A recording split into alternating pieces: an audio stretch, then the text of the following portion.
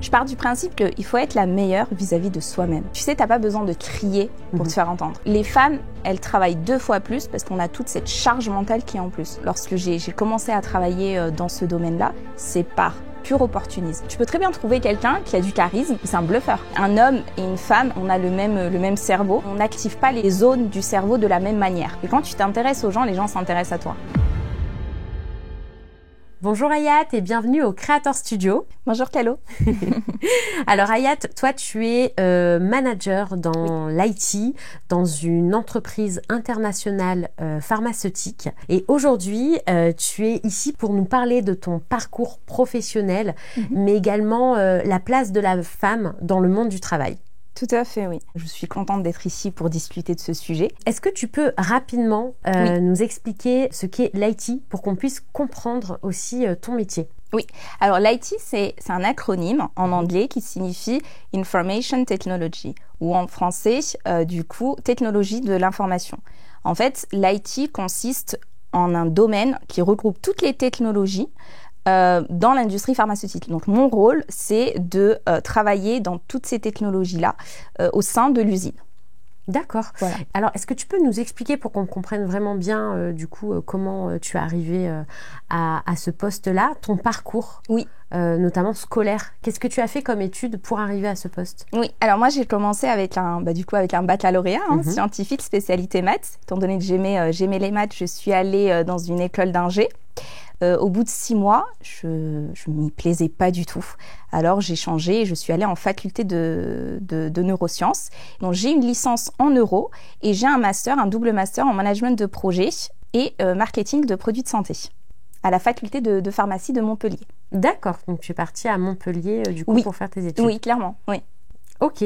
Et à la suite de ces études-là, est-ce que tu as continué tes études ou non? Là, t'as eu ton master, c'est bien ça? J'ai eu un master et à la suite de mon master, j'ai fait un stage en Allemagne. Ah, en Allemagne? Je suis allée en Allemagne où j'ai vécu en fait 2 ans. C'était génial, franchement. D'ailleurs, j'aime beaucoup l'Allemagne, j'aime beaucoup les Allemands. Et mon chef actuel est allemand. Et du coup, j'ai rencontré des personnes exceptionnelles en Allemagne. Et j'ai fait un stage en Allemagne. Et ensuite, je suis revenue vivre en France où j'ai vécu à Paris. Et ensuite, je suis revenue du coup à Nice depuis 3 ans. Ok, sur la Côte d'Azur au soleil. Sur la Côte d'Azur, ouais. Ok, donc tu finis tes études par, c'était quoi, la dernière année où tu as fait, c'est quoi, une alternance? J'ai fait une alternance, oui, d'accord, en Allemagne. Pour rentrer un petit peu plus dans le détail, si tu veux, quand j'ai commencé à chercher un stage, j'avais trouvé un stage à Bordeaux. Et à partir de là, je me dis, c'est bon, j'ai mon stage dans une entreprise pharmaceutique, tout va bien. Et je postule par hasard à Singapour. Parce que c'est un pays qui me plaît. Je l'avais visité en 2014 et j'aimais vraiment ce pays-là et je me suis dit, tiens, pourquoi pas postuler. C'était une candidature spontanée, clairement. Et du coup, je reçois un appel d'un manager français et ce manager français me fait passer un entretien et me propose du coup d'aller en Allemagne. Donc c'est pour ça que je me retrouve en Allemagne. En Allemagne. Voilà. Donc j'ai candidaté et puis d'un coup je me retrouve à prendre mes valises et à partir en Allemagne, oui, dans la région d'Hambourg. Ah, ok. Oui. Et donc de ce que j'ai compris, c'est que tu es toujours actuellement dans la même entreprise? Je suis actuellement dans la même entreprise. Donc ça fait combien de temps ça fait 7 ans. D'accord, donc tu as commencé en alternance et puis aujourd'hui tu es en CDI, j'imagine. Tout à fait, dans cette entreprise qui t'a donné l'opportunité de travailler chez eux. Donc eux sont spécialisés dans la programmation, c'est bien ça? Alors, ce qu'on fait, c'est on digitalise les usines pharmaceutiques. D'accord. Donc c'est ce que je disais à un moment, mon domaine c'est l'IT, spécialisé à l'industrie pharmaceutique. Et à partir de là, eh bien, je coordonne les équipes qui vont utiliser ces technologies-là. Donc, si tu veux, je transforme les usines pour qu'elles soient plus performantes, qu'elles soient plus productives et derrière, plus connectées. Moi, j'aime la tech et du coup, je suis vraiment dans ce domaine-là. D'accord. Mais alors, au tout début, tu nous parlais que tu as commencé tes études dans la neuroscience. Oui. Et d'un coup, tu passes à manager. Oui. Pourquoi ce switch? Alors, faut savoir que moi, je suis une passionnée. Oui. J'aime tellement connaître, tu sais, les comportements humains, comment les gens ils fonctionnent entre eux. Donc là, pour moi, c'était juste une évidence d'étudier le cerveau. Après, j'étudie toujours le cerveau. Hein. À côté, je lis plein de livres. Et si tu veux, je me suis posé la question quand j'ai eu ma licence, est-ce que je vais en master recherche? Et dans ce cas-là, je fais un master recherche et je fais de la recherche à proprement parler dans, je dirais, les neurosciences. Ou alors, je vais dans une entreprise et je vais travailler. Et c'est vrai que là, ce questionnement-là, je me suis posé cette question et je me suis dit, finalement, j'ai envie d'aller sur le marché du travail et par opportunité, je dirais, je me rends à Montpellier où je vais rendre visite à une amie à l'époque et je reste un week-end et elle était à la faculté de pharmacie. Et du coup, je l'accompagne et je vois le programme et je me dis, tiens, pourquoi pas postuler dans le master qui était à l'époque donc le master de management de projet. Ok, voilà. D'accord. Et donc après, tu t'y es retrouvée finalement parce que c'est vraiment, j'ai l'impression que tu me parles à chaque fois avec passion de ton métier. Et la preuve, c'est que ça fait un peu plus de 7 ans maintenant que tu travailles là-dedans. Est-ce que tu nous l'as expliqué un petit peu? Est-ce que tu peux nous préciser davantage ce que tu fais concrètement aujourd'hui dans cette entreprise et quel est véritablement ton rôle? Alors, en 7 ans, je suis passée de business analyst à chef de projet à manager. Okay. En fait, si tu veux, à chaque fois, j'essaye de me challenger et de passer sur un autre poste. En tant que business analyst, c'était vraiment mon métier consistait à définir les process pharmaceutiques et à les digitaliser, si tu veux. Donc, j'étais vraiment axée technique. Donc, j'allais sur site et je discutais avec les personnes donc, de l'usine pour pouvoir digitaliser les process. En tant que chef de projet, j'étais plus dans la gestion, je dirais, d'un projet ou deux. Et au niveau de cette gestion, c'est du coup la gestion des ressources donc financières, des ressources physiques donc des personnes. Donc maintenant je suis manager, donc mon rôle consiste à leader, je dirais, une équipe. Donc j'ai à peu près 80 personnes sous ma coordination et ces 80 personnes sont réparties à travers le monde. Donc je travaille avec les Américains, je travaille avec les Brésiliens, je travaille avec les Japonais, les Thaïlandais, les Indiens. Donc c'est tout ce petit monde avec lesquels donc je travaille. Et le but, c'est de digitaliser toutes les usines qu'il y a dans le monde. Mon rôle exact, c'est programme manager, parce que je m'occupe du coup de plusieurs projets et de la stratégie de ces projets-là à travers le monde. Mais on peut dire aussi manager IT. Et manager du coup à l'international, c'est ce que je manager comprends, à l'international. Tu fais des déplacements et tu collabores avec plusieurs pays. Tout à fait. Et est-ce que du coup cette évolution, très belle évolution d'ailleurs professionnelle, est-ce qu'elle a été façonnée aussi autour du fait que justement tu te déplaces, tu as vécu en Allemagne, tu te déplaces dans d'autres pays à l'étranger. Est-ce que ça t'apporte du plus et ça t'aide à justement monter en compétences? Clairement. En fait, tu sais, travailler avec les personnes qui ne sont pas issues de ta même culture te fait prendre une dimension clairement qui est et tu apparais aussi comme étant différente. C'est-à-dire que tu vas avoir une vision qui est différente du travail, une vision qui est différente du monde avec les personnes avec lesquelles tu collabores. Et je t'assure que ça te permet vraiment d'avancer dans une bonne direction. Moi, je travaille avec plein de monde. Et tu ne parles pas aux Américains comme tu parles aux Indiens, comme tu parles aux Irlandais, aux Allemands, aux Français, aux Indiens. Donc, il faut que tu t'adaptes. Et si tu veux, moi, cette adaptabilité, elle m'a permis aussi de pouvoir discuter avec les gens et de pouvoir aussi m'améliorer en tant que personne.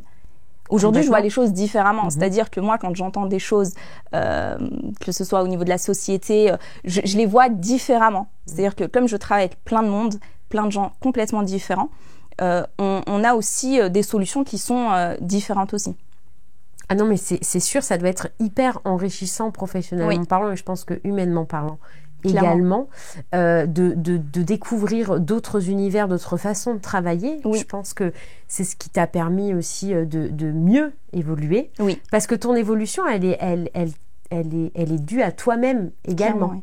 Qu'est-ce qui est aujourd'hui ta motivation pour être la meilleure version de toi-même, on va dire, professionnellement? Alors moi, je dis toujours, il faut être la meilleure. Oui. Toujours. Mais il ne faut pas être la meilleure vis-à-vis des gens. ou vis-à-vis alors que ce soit un homme vis-à-vis d'autres hommes, une femme vis-à-vis d'autres femmes, ou un homme vis-à-vis d'une femme, ou une femme vis-à-vis d'un homme. Je pars du principe qu'il faut être la meilleure vis-à-vis de soi-même, parce qu'on se connaît au final. Moi, je me connais mieux que je te connais toi, tu vois. Donc, si tu veux, pour moi, il faut être la meilleure par rapport à la version qu'on était donc il y a quelques minutes, quelques mois, quelques années. Et plus tu vas t'entraîner à être la meilleure que la version que tu étais hier, plus tu vas t'améliorer, mais dans le bon sens. Et tu vas devenir une meilleure personne. Alors, quand je dis meilleure, c'est être meilleure dans le travail, mais être meilleure aussi dans la vie perso. Ça se rejoint au final, tu vois. Il faut toujours se donner à fond, que ce soit au travail ou dans la vie perso. C'est vrai. Moi, je me donne toujours à fond. Oui. Et tu as bien raison. Oui. Non, mais c'est hyper important ce que tu dis et c'est très bien de penser comme ça, qu'en fait, il faut être la meilleure version de soi-même, mais pour soi. Et non pas forcément que pour les autres, parce que pense que le challenge n'est pas le même. Et je pense aussi que de la manière dont on va le faire, ne va pas avoir la même saveur. Clairement. Je pense que quand on le fait pour soi aussi, on y arrive plus facilement. Oui. Parce qu'on se met peut-être moins de freins. C'est vrai. Et on se connaît aussi. On se connaît. Donc, on peut s'améliorer sur des choses qu'on connaît réellement. Moi, je ne peux pas m'améliorer, par exemple, par rapport à quelqu'un que je ne connais pas. Je ne connais pas son vécu, je ne connais pas ce qui a fait sa force, en gros. Donc, quand tu te connais, quand tu sais quels sont tes défauts, tes faiblesses, bah, du coup, tu peux t'améliorer. C'est vrai. Tout à fait. Et alors, je voulais qu'on parle aussi un peu plus précisément de ton métier, puisque tu es une femme. Oui. Et que, déjà, c'est un métier qui n'est pas forcément très connu. Moi, personnellement, je ne connaissais pas. Oui. Et j'ai l'impression, et c'est aussi ce que tu m'expliquais un petit peu tout à l'heure, que c'est un métier quand même assez lié aux hommes. Oui. Comment toi, tu as su te positionner en tant que femme sur ce poste-là? Alors, factuellement, il y a à peu près, on va dire, sur 10 personnes, il y a à peu près, je dirais, 8 hommes et 2 femmes. À peu près, c'est le pourcentage. On est à peu près 80-20. C'est pas un métier qui est réservé uniquement aux hommes. C'est un métier qui est technique, certes, qui est un métier aussi stratégique. Et le fait qu'on ne voit pas beaucoup de femmes dans ces métiers-là, c'est pas nouveau, hein, ça existe depuis la nuit des temps, je dirais. Et si tu veux, moi, lorsque j'ai commencé à travailler dans ce domaine-là, c'est par pur opportunisme. Alors, quand je parle d'opportunisme, c'est-à-dire il y a une opportunité qui s'est offerte à moi et que je l'ai saisie. Il faut toujours saisir les opportunités. Oui. Et en règle générale, l'opportunisme n'est pas mauvais quand il n'est pas amené à l'excès. Non, complètement. Voilà. Ah oui. Et si tu veux, une femme dans ce poste-là de manager, c'est pas forcément ce qu'on voit le plus, surtout dans l'IT, car j'ai l'impression que les femmes n'osent pas aller dans ces domaines-là.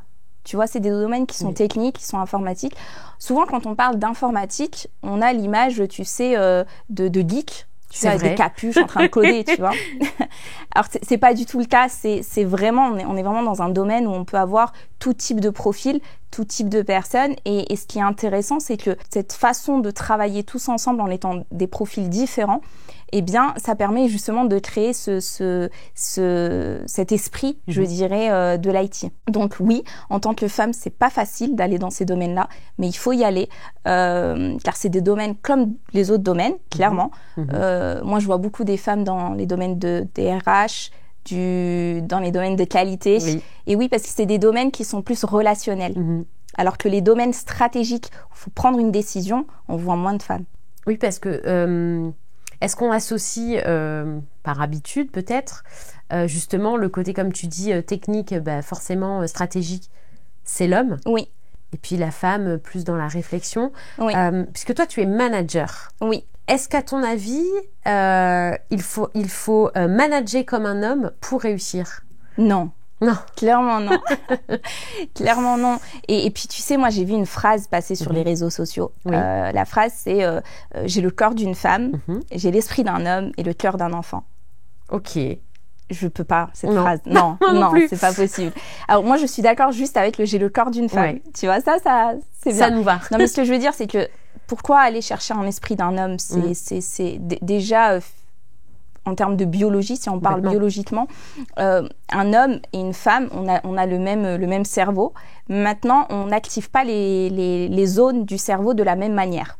C'est-à-dire qu'un homme va activer le cerveau gauche beaucoup plus souvent que la femme qui va activer le cerveau droit beaucoup plus souvent. Pourquoi ? Parce que le cerveau gauche, c'est le cerveau de la logique et de la décision. C'est ce qu'on appelle le principe masculin et le principe féminin. Je ne sais pas si tu en as entendu parler. Non, pas du tout. Alors en fait, si tu veux, le principe masculin est axé sur de la logique, sur de l'action, sur la décision. C'est-à-dire qu'on a tendance à prendre une décision et à y aller. Tu vois, ça, c'est le principe masculin. Le principe féminin, lui, il a tendance à être sur le relationnel, l'émotionnel. Donc d'abord, on se pose des questions, d'abord, on réfléchit et ensuite, on agit. Donc, c'est ce qu'on appelait le principe féminin. D'ailleurs, le terme a été choisi et ces termes-là sont étudiés par les universités américaines. Donc Columbia, Harvard, etc. Ah, d'accord, oui. Ouais. C'est des termes qui datent je dirais même de la civilisation chinoise, parce qu'en fait, on a le principe du yang et du yin. Donc, le yang, c'est, si tu veux, le principe masculin, et le yin, c'est le principe féminin. Donc, c'est vraiment des principes qui existent. Et l'homme a ces deux principes. La femme a ces deux principes. Donc, la femme a le principe masculin et le principe féminin. L'homme a le principe masculin et le principe féminin. Et si tu veux, en fonction donc du type d'individu avec lesquels on va discuter, eh bien, il va activer ou pas, et il va avoir cette partie féminine ou masculine. Exactement. Et donc l'équilibre entre les deux font de toi un bon leader. Donc non, il ne faut pas être comme un homme en termes d'esprit. Il faut vraiment comprendre le principe masculin, c'est-à-dire prendre des décisions. Il faut prendre des décisions. Avoir la partie émotionnelle qui peut prendre le dessus. Bien sûr. C'est pas une honte d'être émotif, tu vois. Il faut être fier d'avoir l'esprit, je dirais, féminin et le côté émotionnel.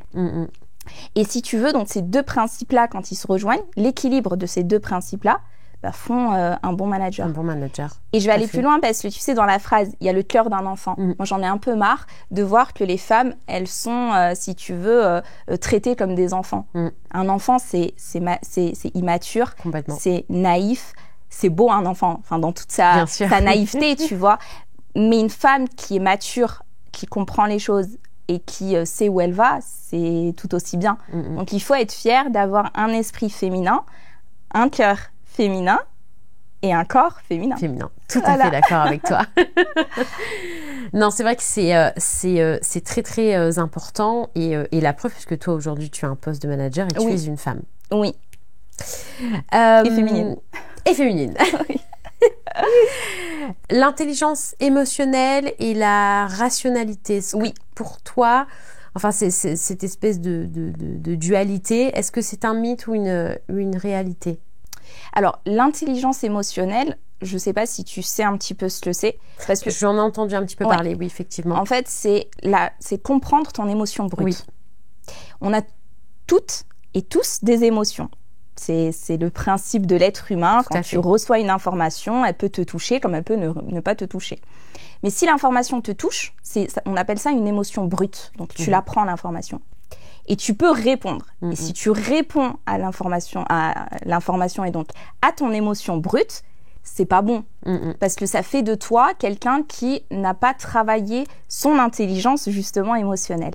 L'intelligence émotionnelle, il y a intelligence. C'est-à-dire que tu vas prendre cette émotion brute, que tu vas prendre du recul sur cette émotion brute et tu vas la traiter. Et souvent, les hommes, ils ne traitent pas l'émotion tout de suite. D'accord. Donc, ils la mettent de côté, ils font des actions, ils font des choses.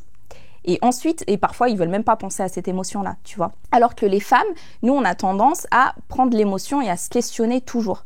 Et donc, à toujours dire le pourquoi avant de mettre l'action. C'est un peu le côté, tu sais, dans un couple. Par exemple, il y a une rupture. Tu as souvent l'homme qui va pas se questionner du tout, qui va avancer et qui va pas vouloir penser à la rupture. Ça ne veut pas dire qu'il est pas bien. Ça veut juste dire qu'il veut pas penser à la rupture. Alors que la femme, elle a besoin de comprendre pourquoi il y a la rupture. Elle a besoin de le comprendre avant de passer à autre chose. Ça, c'est vrai. On veut savoir pourquoi. Voilà, c'est ça. Et du coup, c'est juste que l'intelligence émotionnelle est super importante au travail aussi. Parce qu'elle te permet, en fait, d'analyser. Et c'est une force. Parce que quand tu connais le pourquoi, tu ressens en fait l'action qui s'est passée, cette intelligence émotionnelle, elle va te permettre de prendre de meilleures décisions. Et les femmes qui ont le pouvoir, je dirais, d'avoir cette intelligence émotionnelle sont des femmes qui sont dans un positionnement, je dirais, de leadership.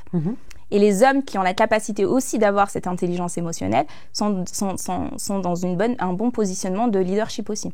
Ok. Donc les deux, un homme peut avoir aussi une intelligence émotionnelle. Ah, complètement. Voilà. Oui. Il doit peut-être un peu plus la travailler que nous. Oui, clairement. Parce que c'est pas quelque chose qui qui se fait naturellement pour lui. Oui. Et alors, du coup, comment garder sa féminité dans un univers masculin? Toi, par exemple, comment tu fais?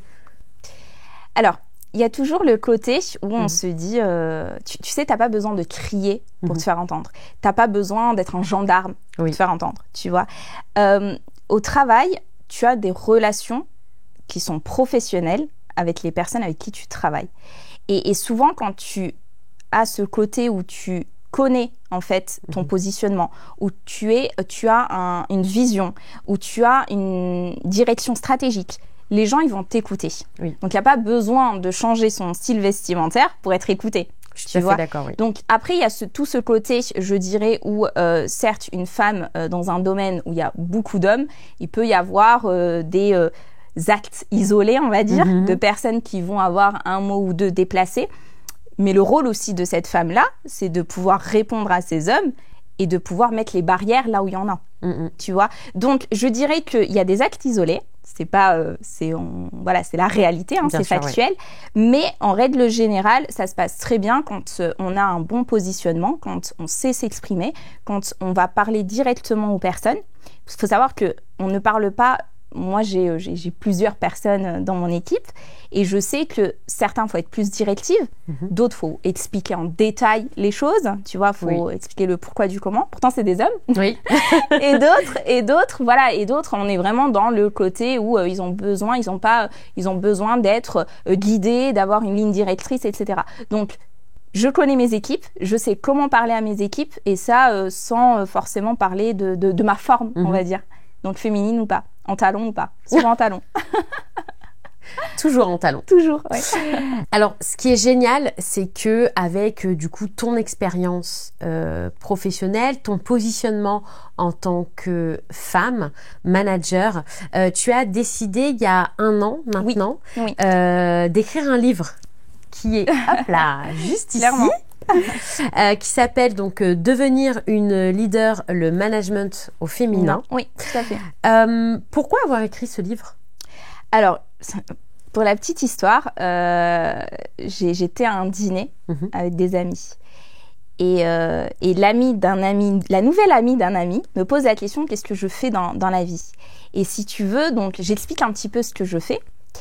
Et elle me dit, ah d'accord. Elle me dit, c'est intéressant. Et justement, autour de la table, on me dit, oui, mais tu nous l'expliques tout le temps et on oublie. Parce que c'est pas forcément commun. Et donc, je leur ai dit, en rigolant, je vais écrire un livre où je vais vous expliquer réellement ce que je fais. Et en rentrant à la maison, eh bien, je me suis posé la question, je me suis dit, pourquoi pas? Et si je le faisais? C'est vrai. Ouais. Et je l'ai fait. Et du coup, donc, j'ai pris 1 an à l'écrire. D'accord. Donc, au départ, j'ai écrit 3 chapitres. Mais je t'avoue que tu sais, parler de son métier, ça prend pas plus que 3 chapitres. Non, je me suis posé la question, qu'est-ce que je vais dire? Oui. Et je me suis vraiment questionnée, j'ai eu vraiment un esprit critique sur ma situation, où je me suis dit, est-ce que je vais pas pousser plus loin la réflexion pour parler justement de mon métier, mais aussi parler des femmes dans le management, et dans le management dans sa globalité.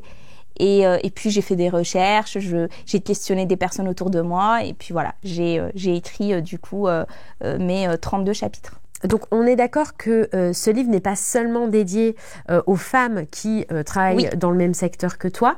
N'importe quelle femme qui travaille dans n'importe quel secteur d'activité, qu'elle soit même salariée ou peut-être entrepreneuse également, peuvent lire ton livre et s'y retrouver. Tout à fait, oui. Puis d'ailleurs, dans un chapitre, je dis que le leadership n'a pas de titre. On peut être son propre leader. Dans la vie de tous les jours, tu vois. Oui, donc pour moi, ce livre, il n'est pas dédié que aux femmes dans le management. Mais si tu veux, j'ai un petit une petite envie que les femmes puissent aller là-dedans aussi. Parce que l'IT, l'informatique, c'est pas forcément que du technique. On peut aimer, hein. Moi j'aime ça, mais c'est pas forcément que ça. C'est-à-dire qu'on peut aussi manager des équipes sans parler IT, sans parler informatique. Il y a des experts pour ça. Donc le management reste dans sa globalité, la gestion d'équipe, la gestion des conflits, etc. Donc pour moi, ce livre, il est pour tout le monde, pour les femmes et les hommes aussi, du coup, parce que je parle aussi de certaines techniques, de mes expériences perso. Je décortique un petit peu aussi le travail de la gestion d'équipe. Donc oui, ça parle à tout le monde. Quand tu dis les hommes, c'est aussi pour qu'ils puissent avoir une vision du management féminin, peut-être pour eux, leurs compétences, mais est-ce que c'est aussi pour les aider à comprendre ma vision, ta vision, mais aussi du coup le management féminin? Est-ce que tu penses que ça peut les aider aussi? Les deux, je dirais, oui. C'est bien aussi de vulgariser un petit peu ce côté où les femmes dans l'IT, ça existe déjà. Et puis moi, c'est aussi le côté où tu sais avoir un modèle. Moi, j'ai pas eu de chef femme. J'aurais aimé, mais j'en ai pas eu. J'ai eu des chefs hommes. D'ailleurs, certains, j'admire leur leadership et leur management. Mais j'ai pas eu de chef femme. J'aurais aimé, mais bon. C'est pas le cas. J'espère être une bonne manager. Voilà, un modèle pour le coup. Peut-être qu'il y aura une jeune femme ou plus âgée. Exactement, tout à fait. Mais du coup, oui, pour moi, j'aimerais aussi dire aux hommes que je suis aussi dans une dynamique de mixité. C'est-à-dire que j'aime quand les hommes et les femmes travaillent ensemble. Tout à fait. Et qu'il y ait aussi une équité, je dirais, dans le travail. Oui. Le management féminin, puisque tu en parles essentiellement dans ce livre, c'est quoi concrètement ? Est-ce que tu peux nous expliquer un petit peu ce que c'est que le management féminin? Alors, le management, c'est le fait de coordonner et de gérer, que ce soit des projets ou des personnes. Tout à fait. Et féminin veut dire comment moi, de mon point de vue, je gère les projets et les personnes.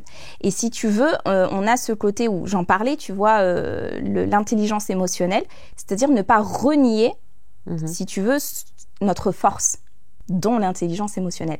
Donc moi, si tu veux, je peux manager en étant décisif, c'est-à-dire que je sais quelles sont les actions à mener, je sais quelle stratégie on va mettre en place, mais je peux aussi écouter mes équipes et avoir ce côté, je dirais, émotive, que je pousse aussi, en ayant aussi des discussions avec mes équipes pour aller dans une et même direction. Donc pour moi, le management au féminin, c'est comment une femme, de par son positionnement, mais aussi de par son métier, fait que elle réunit aussi les gens à travailler ensemble. Et j'en parle dans mon livre. Vraiment, je vous invite à lire ce livre. Et justement, dans le monde du travail, parce que quand on parle de management aussi, il y a forcément un peu des codes cachés. Est-ce que tu peux nous expliquer rapidement en quoi ça consiste ? Il y a beaucoup de codes cachés. Ouais. Je vais t'en donner quelques-uns. Oui. Si tu veux, le premier code caché que j'ai vu, c'est le serrage de main. Moi, quand j'ai commencé à travailler en Allemagne, donc j'arrive. Déjà, c'était mon premier, je dirais, vrai travail. Poste, oui, tout à fait. C'était en Allemagne, donc avec des Allemands. Donc culture différente, ville différente, pays différents. Et donc j'arrive, donc je serre la main à tout le monde. Il faut savoir que il y avait beaucoup d'hommes et je serre la main aux hommes et chaque serrage de main, c'était très fort. Oui. Tu vois, donc moi j'avais un serrage assez banal, je dirais. Oui. Et en fait, au fur et à mesure, je renforçais mon serrage de main parce que, tiens, on allait m'écraser ma main. Il n'y a plus de main. Voilà. Et à la pause qu'il a fait, j'en parlais comme ça, je dis, mais c'est fort quand même. Il dit, c'est en fait un serrage de main trop molle, montre que t'es pas assez dynamique, tu vois. Et du coup, aujourd'hui, je serre très fort la main. Et t'as certains hommes qui, eux, ils reculent un peu parce qu'ils s'attendent pas à un serrage de main. Voilà, finalement. Ils sont surpris, mais par contre, le serrage de main montre aussi ta place, je dirais, dans le travail, ton autorité aussi. Être dans l'autorité ne veut pas dire être quelqu'un d'autoritaire. Tout à fait, oui. Et donc, c'est vraiment, le serrage de main, c'est un code caché. Alors, il y a ça, il y a aussi le fait de pouvoir, tout se fait en dehors du travail, entre guillemets. Tous les promotions, les discussions sur l'avenir, les discussions sur la carrière, très souvent, c'est en dehors du travail. C'est pendant un dîner, au cours d'une pause café, Oui. au cours d'une journée donc sportive, au tennis, au golf, peu importe. Et en fait, si tu veux, c'est réel. C'est-à-dire que tu fais du business quand tu es dans un moment où c'est propice, tu vois, à discuter, à être beaucoup plus détendu. Et c'est là où tu fais du business. Parfois, c'est pas souvent le cas, au cours d'un dîner, on signe des contrats, oui.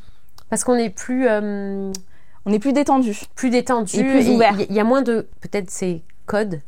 Oui, du coup, quand clairement. on travaille, oui. qui donnent peut-être plus de barrières. Oui. Alors que dans un contexte qui est moins peut-être professionnel, on a peut-être plus tendance à ouvrir la porte à la discussion. Clairement. Justement, pour ces postes-là, est-ce que y a une réelle importance sur la posture, le réseau? Oui. Toi qui es du coup qui a un poste à responsabilité et manager, est-ce que c'est important pour toi tout ça? Ouais. Oui, les personnes, je vais dire quelque chose qui va peut-être choquer, mais les personnes qui sont discrètes, c'est pas forcément les personnes qui ont le plus de promotion ou les personnes qu'on voit le plus au sein donc, de l'entreprise. Alors, il faut pas non plus être trop voyant non plus, tu vois, le but c'est pas d'être dans l'excès, mais ce que je veux dire c'est que le réseau est super important. Et pour faire du réseau, être discret, ça n'aide pas. Être timide, ça n'aide pas. Il faut aller vers les gens. Il faut parler avec les gens. Il faut avoir des sujets de conversation avec les gens. Il ne faut pas parler uniquement du travail. Il faut s'intéresser aux gens. Et quand tu t'intéresses aux gens, les gens s'intéressent à toi. Tu vois ? C'est vrai. Donc, c'est comme quand tu négliges quelqu'un, attends-toi à être négligé en retour. Donc, quand tu négliges un poste, une personne, ou même quand je parle de négliger, c'est-à-dire de ne pas t'intéresser à son domaine, peut-être à sa personne, tu vois, attends-toi à avoir le même retour, tu vois. Donc, c'est pour ça que c'est super important d'aller vers les gens, de pouvoir discuter, d'aller aussi dès qu'il y a une opportunité, allez-y, quoi. Allez, s'il y a un repas le soir, foncez. S'il y a une pause café, allez-y. Voilà, donc toutes ces choses-là font que ça te permet d'avoir un réseau et de construire ce réseau. Et j'en parle dans mon livre où j'explique comment trouver le bon réseau, comment aussi rentrer dans un réseau. Oui. Parce que là, on dit souvent que le chemin le plus dur, c'est d'abord d'ouvrir la porte. Ensuite, le chemin, il se fait. Mais voilà, donc comment ouvrir cette porte, justement, et aller et trouver le réseau. Oui. Donc, le réseau est super important. Donc, c'est pour ça que c'est super intéressant. Dans ton livre, du coup, tu expliques tout ce que tu m'as dit un peu plus en profondeur, évidemment. Et il y a des éléments concrets dans ce livre. Il y a d'ailleurs 3 conseils pratiques que tu donnes pour une jeune femme qui veut devenir leader. Est-ce que tu peux nous en parler un petit peu aujourd'hui? Alors, je vais te donner les 3 conseils. Donc, pour moi, le premier, c'est foncer et oser. Tu sais, j'ai l'exemple du parachute. Oui. Tu sais, un homme, je vais prendre l'exemple, donc le comparatif entre un homme et une femme. Un homme, il saute d'un avion et il construit son parachute. Oui. Une femme, quant à elle a construit son parachute, elle l'a testé 10 fois, mais elle est toujours dans l'avion. Elle va pas sauter. Voilà, parce qu'elle se sent pas prête à sauter. Il faut oser, il faut postuler, il faut y aller, il faut parler avec les responsables. Il faut dire aussi ses intentions aux responsables. Tu sais, le responsable, il est pas médium, tu vois. Complètement, il lit pas dans les pensées. Il lit pas dans les pensées. Tu veux une opportunité, tu veux une promotion, il faut lui dire, voilà, je veux ça l'année prochaine. Comment on y arrive? Et parce que ça viendra pas de lui. Eh ben non, c'est sûr. Donc tu vois, donc ça aussi. Donc la première chose que je dirais, c'est il faut oser, il faut y aller, même si on n'est pas prête, c'est pas grave. Et puis tu vois, moi j'ai postulé à Singapour, j'ai eu le poste en Allemagne. Comme quoi, tu as osé. Tu vois, ouais, il faut oser. Moi, j'ose toujours et je trouve qu'il faut toujours y aller. Et dès qu'il y a une opportunité qui est là, faut la prendre. Même si on tombe, c'est pas grave. On prend l'opportunité. Tout à fait. Donc ça, c'est le premier conseil. Oui. Le deuxième, je dirais, c'est de maîtriser les 3 C. Qui est quoi le charisme, la confiance et la crédibilité. Il faut travailler son charisme, c'est-à-dire qu'il faut se connaître, faut être sûr de soi dans le sens où avec bienveillance, on va dire. Être bienveillant, exactement. Et il faut avoir confiance en soi. Et ça se travaille. Tout à fait. Et la crédibilité, il faut être crédible dans ce qu'on fait et ce qu'on dit. Voilà. Donc ça, c'est les 3 C. Et mon dernier conseil, du coup, c'est avoir du réseau. Donc on en a parlé, mais pour avoir du réseau, du coup, je vais donner deux clés. Oui. C'est chercher un mentor dans l'entreprise. D'accord. Allez chercher quelqu'un, dites-lui ça te plairait qu'on travaille ensemble sur ce projet, que tu me donnes un peu tes conseils. Et souvent, quand tu vas voir quelqu'un en lui disant tu as de l'expertise, donne-moi tes conseils, il va te les donner, tu vois, parce qu'il va se sentir flatté déjà, dans un premier temps. Et dans un deuxième temps, il a envie d'aider. Et les personnes bienveillantes et les personnes qui réussissent, souvent, ont envie d'aider les autres. Voilà. Et le deuxième, je dirais, trouver un coach, où là, c'est différent, du coup.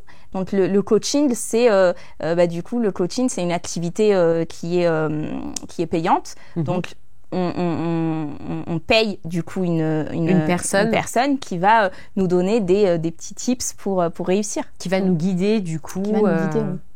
Donc ça, c'est vraiment aller chercher l'expertise ailleurs lorsque vous sentez que vous n'avez pas encore les moyens de l'acquérir. C'est un peu comme quand on fait nos études.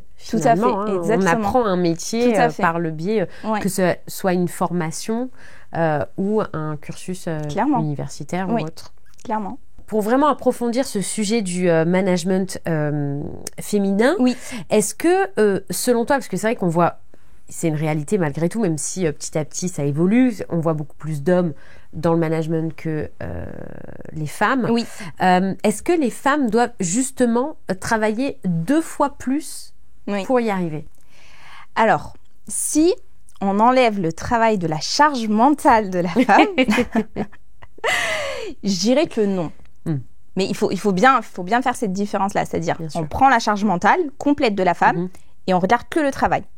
Le travail, du coup, en entreprise. Professionnel, Entrepreneuriat ou en entreprise. Je pense que non. Parce que si je pars de ce principe-là, moi, j'ai des collaborateurs qui travaillent avec moi, des hommes, qui m'envoient des mails à 11h du soir, parce que je peux dire que cet homme-là travaille plus que moi. Moi, je suis en train de regarder une série à ce moment-là. Tu vois. Non, mais ce que je veux dire, c'est que les femmes, elles travaillent 2 fois plus parce qu'on a toute cette charge mentale qui est en plus. Et la charge mentale, c'est le fait de l'idée d'autres choses. Donc, il y a coordonner son foyer, faire tout le planning de toute la famille, même les papas, mamans, tu vois, les parents, les grands-parents, etc. On a aussi on est aussi très bienveillante vis-à-vis de nos parents, nos grands-parents, etc. Donc, on a toute cette charge mentale qui englobe du coup toute la vie et les activités de la femme en plus de son travail. Donc pour moi, oui, une femme va travailler 2 fois plus parce qu'elle a toute cette charge mentale en plus, parce qu'elle se préoccupe du coup de plein de choses. Mais si on enlève juste et on regarde juste au niveau de l'égalité, tu vois, au niveau juste du travail homme-femme, non, je ne crois pas qu'une femme travaille 2 fois plus pour un métier donné ou pour une tâche donnée au sein d'une entreprise. Complètement. Voilà. C'est plus une question de compétences dans un métier. Bien sûr. Forcément, on va travailler tous de la même... le même travail. Voilà, on fournit tous le même travail. Bien sûr. Est-ce que le leadership, ça équivaut à de la compétence ou le charisme? Ça rejoint un petit peu ce que j'ai dit, tiens. Oui. Alors, le leadership, pour moi, ça n'a pas de genre, ça n'a pas de type particulier. Le leadership, c'est une vision. Oui. Il faut croire en sa vision, déjà. Il faut être passionné par ce qu'on dit, par ce qu'on fait, par ce qu'on est en train de maîtriser aussi. C'est de la maîtrise, le leadership. Être une leader, du coup, ou devenir une leader, comme le dit mon livre, c'est pas forcément lié à une compétence particulière. Tu as des leaders qui ne sont pas compétents dans ce qu'ils font. Mais ils s'entourent d'experts qui, eux, le sont. Par contre, ils ont la vision d'aller dans un endroit. Il y a plein d'exemples, dont Elon Musk. Oui. Tu vois. Et tu as des leaders qui, eux, sont compétents et par contre ont besoin donc de personnes qui travaillent leur leadership, donc leur vision. Et là, ils s'entourent d'agences marketing, si tu veux, de communication. Donc, pour moi, le leadership, ça ne rejoint pas la communication, je dirais, ou même les compétences. Ça ne rejoint pas le charisme. Tu peux très bien trouver quelqu'un qui a du charisme, c'est un bluffeur. Tout à fait. Tu vois ce que je veux dire ? Oui. Il n'a pas une vision dans laquelle il croit, dans laquelle il a envie d'emmener les gens. Donc, pour moi, le leadership, c'est avoir une vision à laquelle on croit et on veut aussi emmener et transporter les gens avec nous. Comment on fait pour faire entendre sa voix dans une salle remplie d'hommes, surtout nous les femmes, où en règle générale, c'est vrai qu'on a tendance à avoir une voix qui est peut-être moins élevée aussi que celle des hommes. Comment on fait? Comment toi tu fais même? Oui, alors ça ne sert à rien de crier. Ouais. D'ailleurs, je crie jamais. D'ailleurs, je crie jamais, que ce soit dans la vie professionnelle ou la vie perso. Hein. Je crie jamais. Il faut savoir parler. C'est-à-dire, il faut déjà connaître son sujet, maîtriser ce qu'on dit. Tout à fait. Il faut le dire d'une façon où tu vas capter, l'attention des gens. Et pour capter l'attention des gens, on parle doucement. Le meilleur moyen de parler avec les gens, c'est déjà de parler de façon, lente, et aussi de mettre des points sur des mots ou une intonation sur des mots que tu trouves intéressants. Ça sert à rien de dire des tonnes de phrases, ça sert à rien de dire des discours à rallonge, ça n'amène rien. Et puis, il faut aussi savoir parler à la bonne audience. Tu ne parles pas à des directeurs comme tu parles à des personnes qui sont plus dans l'opérationnel. L'information n'est pas la même. Si tu parles aux directeurs, eux, ils ont besoin d'informations clés. Ils ont besoin de chiffres, de planning, d'argent. Oui. Clairement. Oui. Tu vas pas leur dire, oui, on a ce problème-là. Non, ça les intéresse pas, tu vas les perdre. Par contre, parler à des personnes plus opérationnelles ou techniques, eux, ils n'ont pas besoin de connaître les chiffres. Ils ont peut-être besoin de connaître le planning, mais ils ont besoin de connaître l'information que tu vas leur donner. Ils ont besoin de traiter cette information-là avec leurs propres tâches et leurs propres, les actions qui seront mises en place. Donc, il faut savoir parler à une audience d'une façon qui n'est pas forcément crier sur tous les toits et être autoritaire. D'ailleurs, je déteste l'autorité. Et par contre, il faut être à l'aise et il faut savoir parler à la bonne audience. Est-ce que pour réussir justement à communiquer face à une audience, à manager une équipe, est-ce qu'il faut un coach pour réussir? Moi, j'ai pris un coach. Ah! Oui.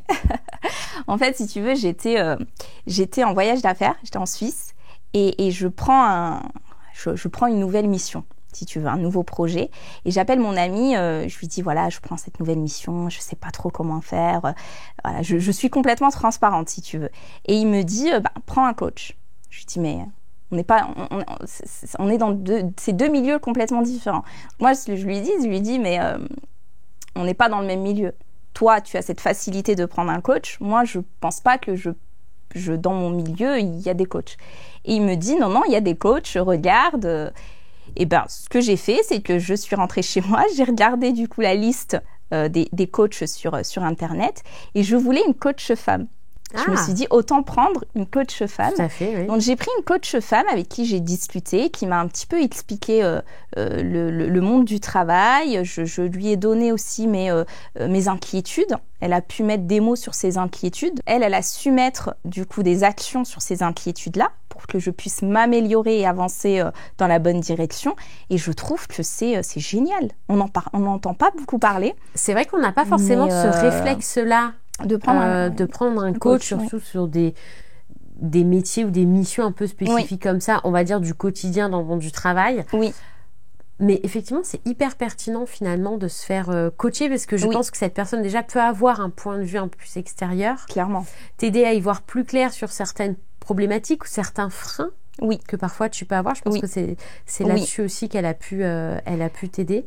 Et me montrer aussi le moyen de communiquer avec un directeur, le moyen de communiquer aussi avec les personnes, tu sais, beaucoup plus techniques. Tu sais, quand tu veux amener quelqu'un à accepter ta décision ou ta stratégie, il faut savoir l'amener.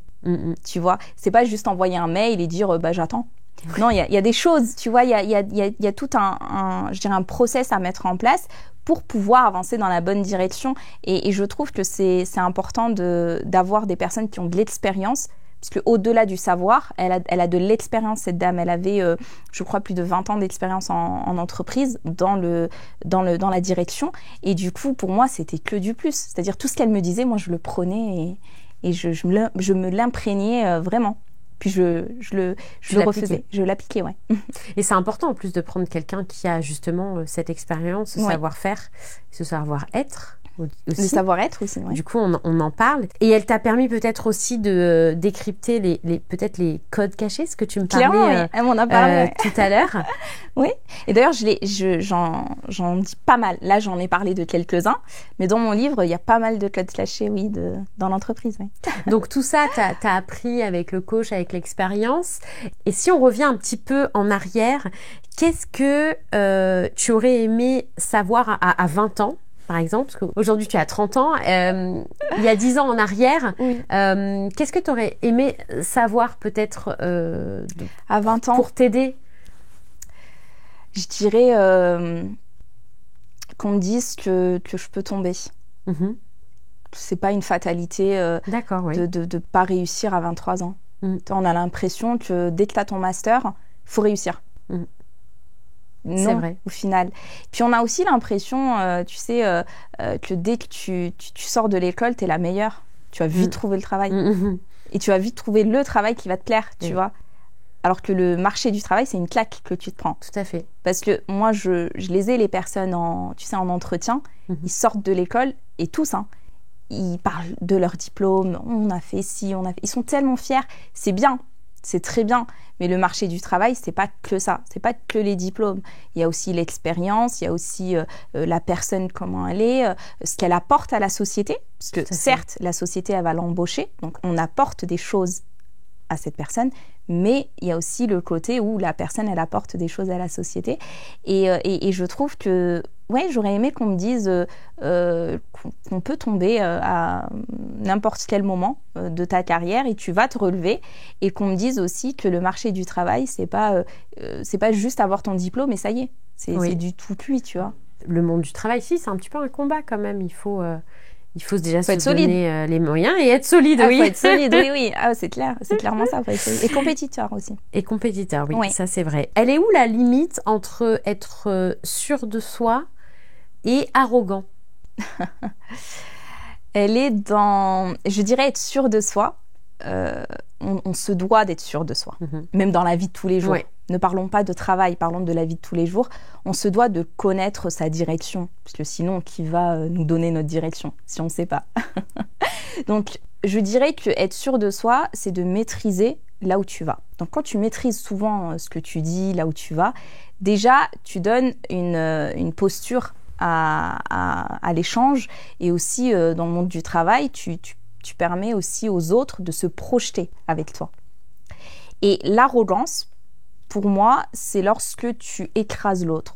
C'est-à-dire que tu te permets, à un moment, de ne plus être dans le « je veux montrer que j'ai réussi » ou même « je veux montrer que je vais dans une direction », mais plutôt « je suis meilleur que toi ».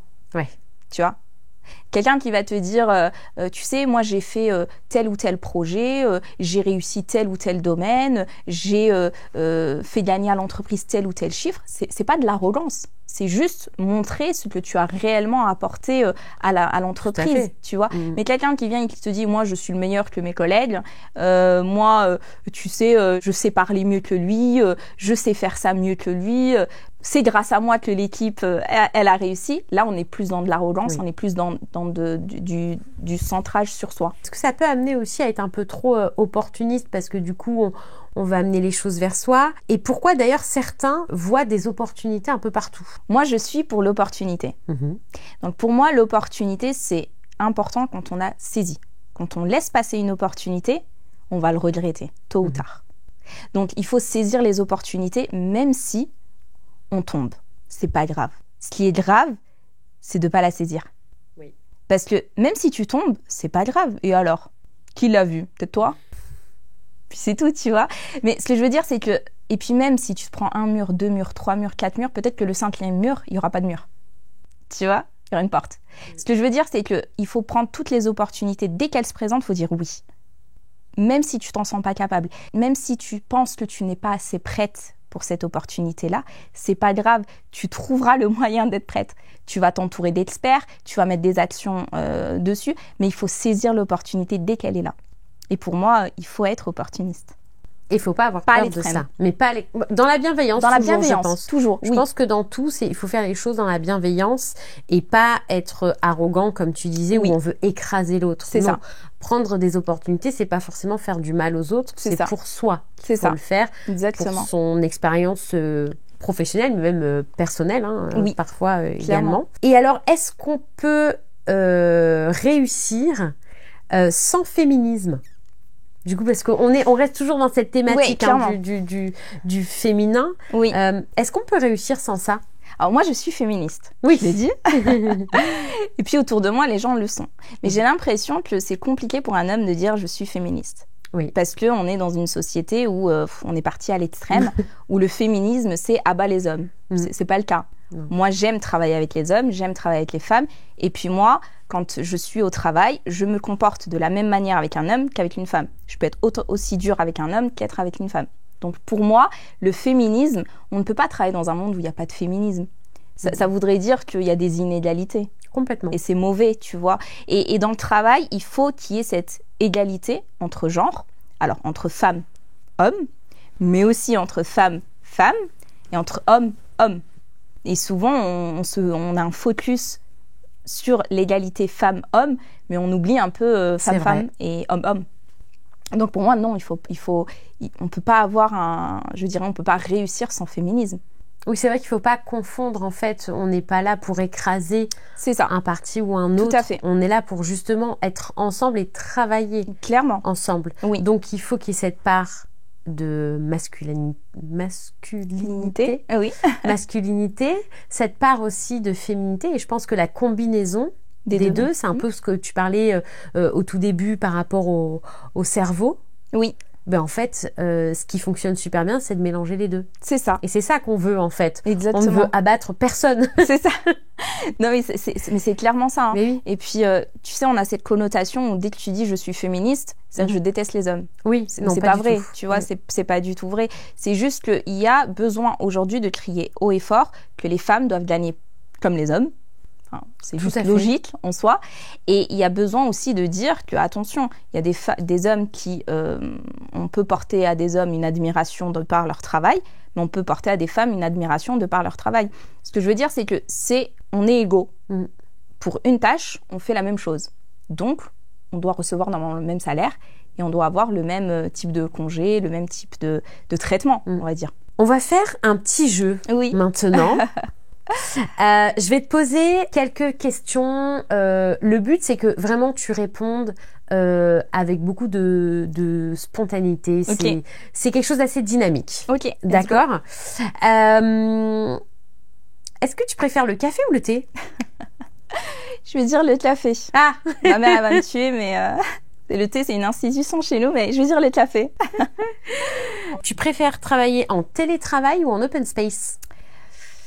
Je suis télétravail, moi. Hein. Je suis full autonome. Mais par contre, open space, oui, pour les collaborateurs, c'est super. Mac ou PC? Moi, je suis la cliente Apple. Je vais dire Mac, mais pour le travail, je vais dire ThinkPad, donc PC.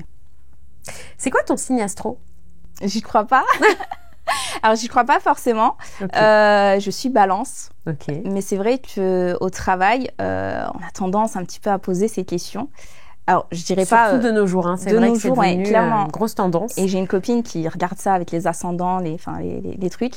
Et si tu veux, au travail, j'avais posé la question à mes collègues managers. Et il y a beaucoup de béliers.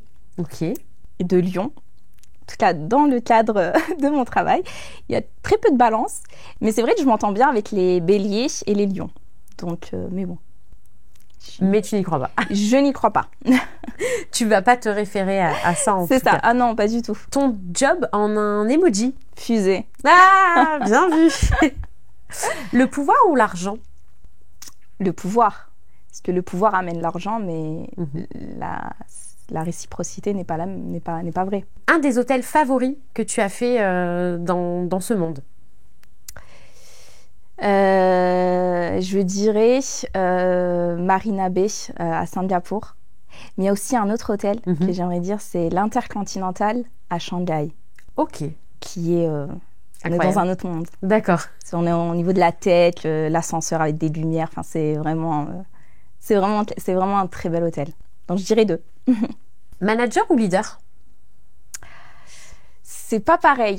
Oui. Manager, c'est coordonner des projets, des personnes. Leader, c'est amener une vision. Je dirais leader. Ouais, je dirais leader.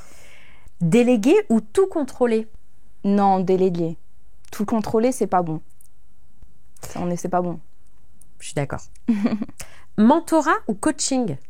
Ah, je dirais les 2. Parce que le mentorat, c'est trouver un mentor avec qui on peut discuter. Il n'y a pas ce côté financier entre les deux. Le coaching, c'est vraiment un service qu'on achète. Et je dirais le coaching, ça amène à devenir expert dans un domaine. Et le mentorat, c'est vraiment à monter en compétences. Donc, je dirais les 2. Promotion interne ou recrutement externe? Je dirais promotion interne. C'est bien d'être fidèle. C'est vrai. Faut pas toujours être fidèle, mais c'est bien d'être fidèle. Et puis, si jamais on n'y trouve pas son compte, oui. Recrutement externe, bien sûr. CDI ou entrepreneuriat? Ah, la question. Oui. Alors, moi, je pars du principe qu'on n'est pas entrepreneur ou loser. Tu vois, il y a un juste milieu. Donc, pour moi, quand on a la fibre entrepreneuriale, faut aller là-dedans. Mais on peut très bien être en CDI et faire des choses. Moi, je fais plein de choses. J'entreprends à côté, que ce soit l'immobilier, que ce soit là, l'écriture de mon livre ou plein d'autres choses. Donc, il faut commencer à entreprendre petit et puis à quitter le CDI si jamais vous avez une vision, un projet pour le concrétiser, oui. Management féminin ou management masculin? Alors, si tu veux que pour partir du même principe que mon livre, je dirais management féminin. Mais je dirais les 2. Parce que pour moi, c'est un mélange des 2. Le management masculin, il a son sens et le management féminin a son sens aussi. Donc, je dirais un petit peu des 2. Moi, je prends un peu des 2. C'est très bien. Belle philosophie, en tout cas. Alors, on va conclure un petit peu, du coup, ce podcast où on a parlé, du coup, d'un sujet hyper intéressant qui peut parler, je pense, à beaucoup de monde sur le management féminin. Oui. Parce que toi-même, du coup, tu es un manager féminin. Oui. Est-ce qu'une femme, elle met plus de temps à réussir professionnellement, hein, là, je parle, qu'un homme? Je dirais, alors on va encore parler de la charge mentale, mais si on ne parle pas de la charge mentale, je dirais que non. Un homme va être dans le mindset où il va agir. Tu sais, un homme ne dit pas souvent « je suis ambitieux » ou « je suis carriériste ». Tu ne l'entendras pas dire ça. Non. Parce qu'il l'est. Oui. Il sait qu'il l'est. Nous savons qu'il l'est. Tout le monde sait qu'il l'est, tu vois. Mais nous, les femmes, on a tendance à toujours vouloir, tu vois, être prête pour aller à l'étape d'après. Et justement, il y a certaines femmes qui vont réussir, comme les hommes, parce qu'elles vont apprendre ces codes, je dirais, d'aller, de foncer, et d'autres qui vont attendre. Qui vont attendre d'être prêtes, attendre d'avoir la bonne expertise, la bonne compétence pour agir. Et donc, je dirais, je suis un peu partagée, tu vois, parce que tu as des femmes qui vont réussir et elles vont aller là-dedans, et d'autres qui vont attendre avant d'y aller. Mais ce que je peux dire, c'est qu'il faut y aller. Il ne faut pas attendre. Et si tout le monde, si toutes les femmes, elles y vont, je pense qu'on pourra dire qu'une femme ne met pas autant de temps à réussir qu'un homme. Oui, parce qu'encore une fois, c'est une question de compétences, savoir-faire, savoir-être, et pas seulement être une femme ou un homme. C'est ça, exactement, tout à fait. Et puis, parfois, quand on veut aller quelque part, on n'a pas besoin d'avoir toutes les compétences pour y aller. Un 60% suffit, tu vois. Faut pas attendre le 100%. C'est vrai. Tu vois. C'est complètement vrai. Écoute, en tout cas, merci vraiment d'avoir partagé ton expérience professionnelle, de nous avoir expliqué aussi le principe du management féminin et sa place dans le monde du travail. Je sais que tu as aussi un compte Instagram où on peut te suivre, donc on va mettre tous tes renseignements et toutes les informations te concernant dans notre description. Tu peux nous dire également où est-ce qu'on peut trouver ton livre ? Oui, alors mon livre, il est disponible du coup chez mon éditeur, donc l'Harmattan. Il est disponible dans toutes les librairies, à la Fnac, Amazon, Cultura et partout sur Internet. Ok, très bien. On mettra également les informations concernant ton livre dans notre description.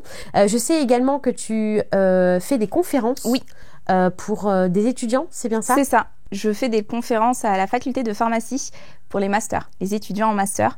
Donc le but de mes conférences, c'est de parler du management, de parler de mon métier, donc manager dans l'informatique, donc de donner toutes ces informations-là aux étudiants de pharma.